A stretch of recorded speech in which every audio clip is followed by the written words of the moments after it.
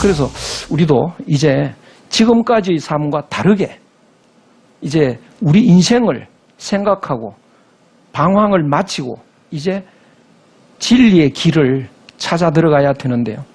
산다는 것은 보통 사람들이 산다는 건 뭐냐 하면 충격이 밀려오는데요. 그 충격을 극복하는 노력입니다.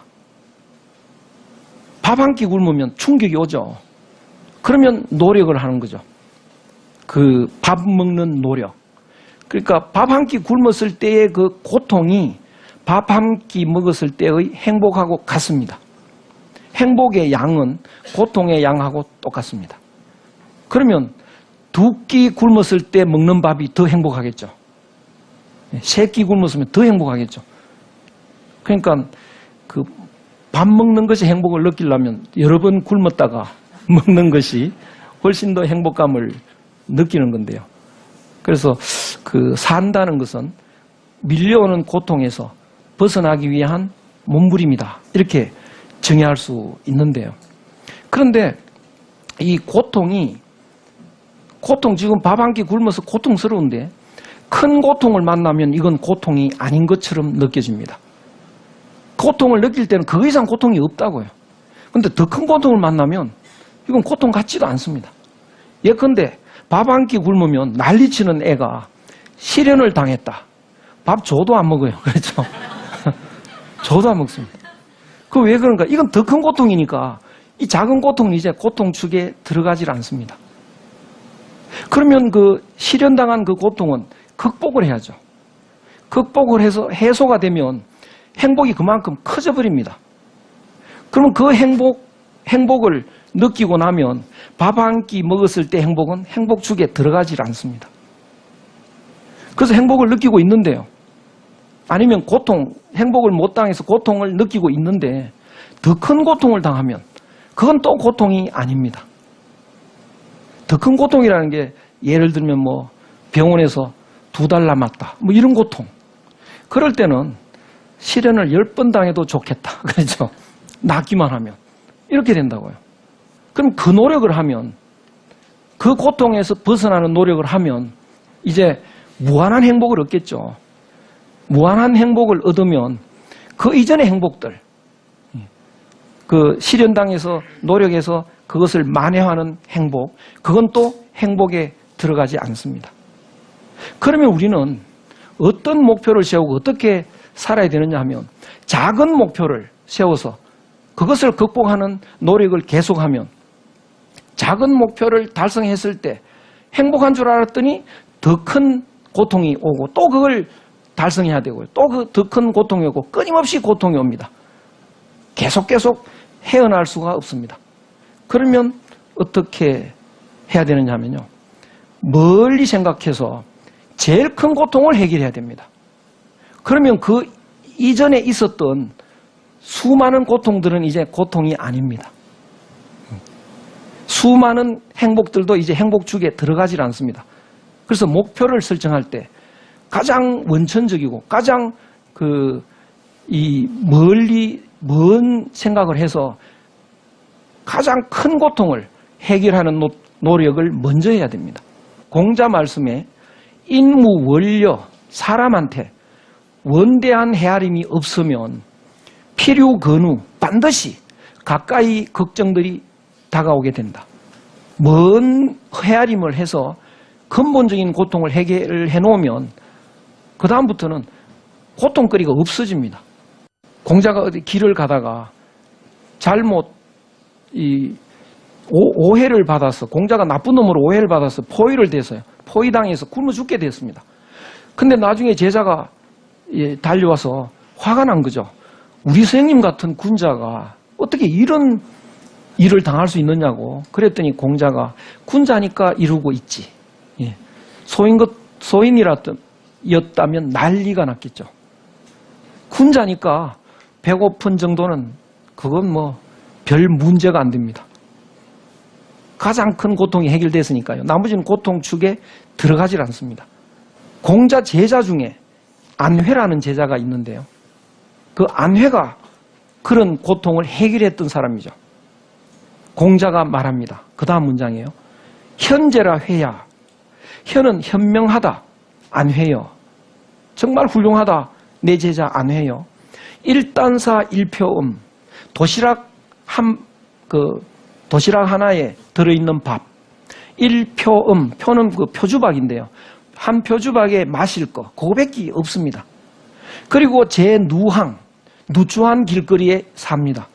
요새식으로 말하면 그 달동네 판잣집에 사는 거죠. 그런데 사람들은 그렇게 살면요, 불감기우, 그 걱정을 감당을 못해. 그 슬픔을 이기질 못합니다.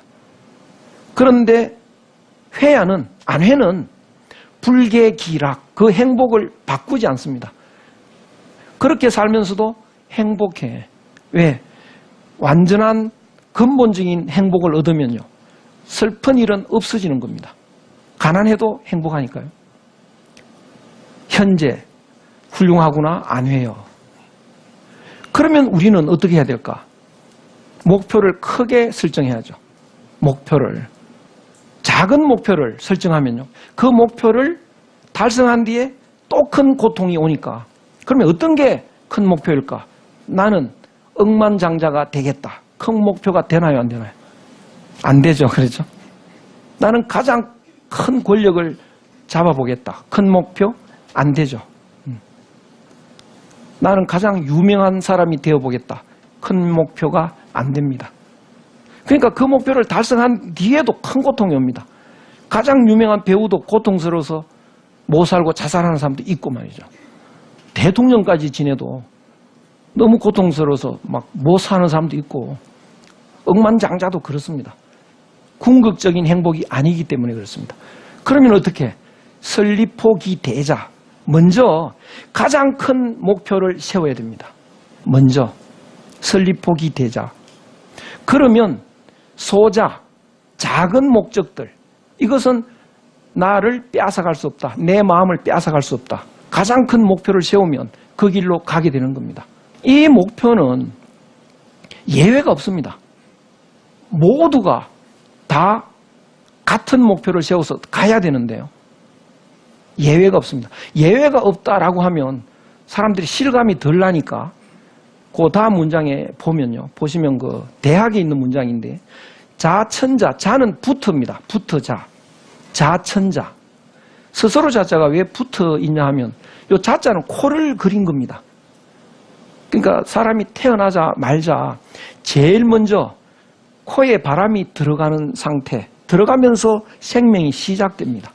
코에 바람이 들어가고 부터 시작된다. 그 태어나기 전에는 흡파가 이렇게 딱 붙어서 태어나고요. 태어나자마자 흡파가 이렇게 커지면서 바람이 들어가거든요.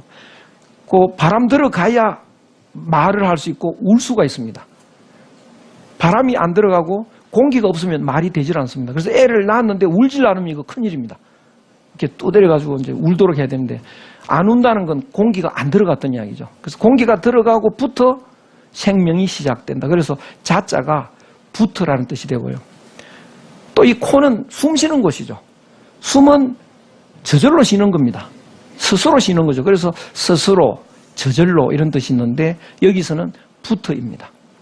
천자에서 부터, 지어 서인, 서인에 이르기까지, 이런 한결같이 이 모두가